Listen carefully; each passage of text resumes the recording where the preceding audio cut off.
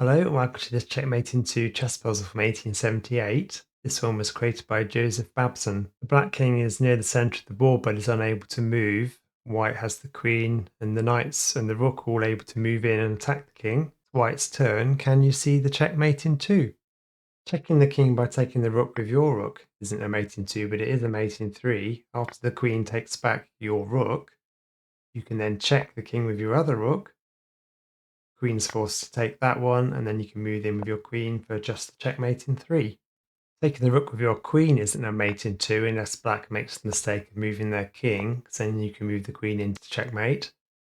Instead, black can take the queen with their queen.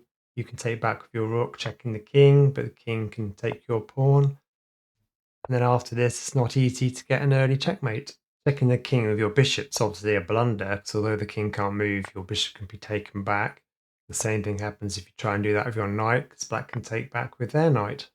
Doing an unforced move like advancing your b pawn is a disaster, because it actually gives a checkmate in two to black.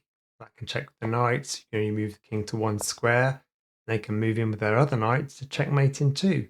Okay, let's have a look at the solution to this one. So pause the video if you want some more time. To get the checkmate in two for white, you need to move the queen to a3.